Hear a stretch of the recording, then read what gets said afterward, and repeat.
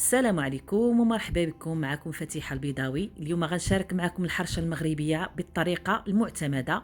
غادي نحتاجو نص كيلو ديال السميدة رقيقة تكون نوعية جيدة.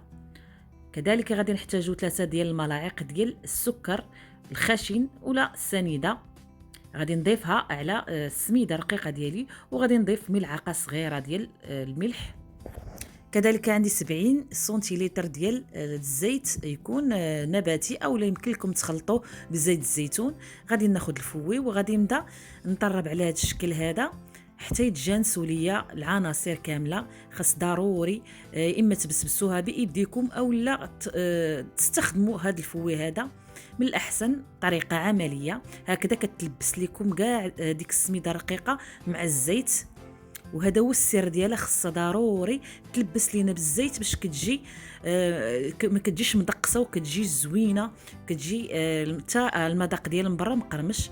غادي ناخذ واحد الملعقه صغيره ديال الخميره المعجونه على هذا الشكل، او يمكن لكم ديروا الخميره الفوريه. غادي ندوبها في شويه ديال الماء، كنضيفوهاش مباشره. الا ضفناها مباشره بلا ما ندوبوها ما كتذوبش لينا مع التخلاط، كتبقاو داك الحبيبات ديالها مع السميده رقيقه. غادي نضيف على هذا الشكل هذا، وغادي نضيف خماره وحده اولا ملعقه كبيره ديال البيكين باودر. كذلك غادي نضيف واحد الملعقه كبيره ديال الكوك. كيجي رائع المذاق ديالو، كيتواتى بزاف مع السميده رقيقه. وغادي نضيف 300 مليلتر ديال الماء بارد. هاد المقادير اللي عطيتهم لكم راهم مضبوطين 100%. غادي نخلط على هذا الشكل، نحيد الفوي وغادي نخلط بيدي، ما كندلكوهاش ما كنعجنوهاش، غير كنخلطوا بالاطراف الاصابع حتى كيتشرب لينا داك الماء مزيان على هذا الشكل هذا. وغادي نخليها واحد شويه بالماء تشربت ليا مزيان، وغادي ندوزو للمقله نوجدوها. غنديروا فيها واحد الملعقه ديال الزبده، غادي ندهن على هذا الشكل هكذا مزيان، وغادي نرش فيها السميده رقيقه مزيان على هذا الشكل حتى تلبس ليا. وغادي نوضع فيها العجينه وغادي نسرحها، وكنديروا من الفوق واحد الكميه لا باس بها من السميده الرقيقه كما كتشوفوا، باش منين نجيو نقلبوها في شي حاجه اخرى كنلقى ما كتلصقش لينا. ضروري على الوجه ديالها البنات انكم ترشوا مزيان السميده الرقيقه هذه. يعني ضروري ومؤكد انكم ترشوا السميده باش من تجيو تقلبوها ما تهرسش وما تلصقش لكم فوق الخشب اولا فوق الصينيه اللي غتقلبوها. انا غنستعمل هذه الصينيه هذه ديال البلاستيك، وغادي نقلبها فوق على هذا الشكل هذا.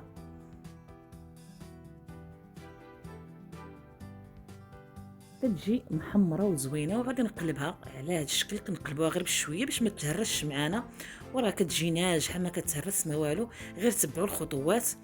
صافي غنخليها تشد واحد شويه وغنبقى ندور فيها بايدي على هذا الشكل كما غادي تلاحظوا في الفيديو.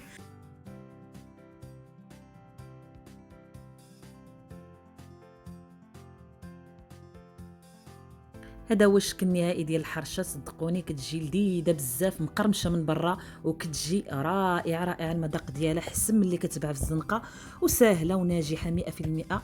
كنتمنى تجربوها وتردوا عليا. غادي نقطع معكم واحد الطرف ونوري لكم من الداخل كيفاش كتجي زوينه بلا حليب بلا دانون بلا زبده. كتجي رطبه بزاف من الداخل، ومن برا كتجي فيها واحد القرمشه زوينه.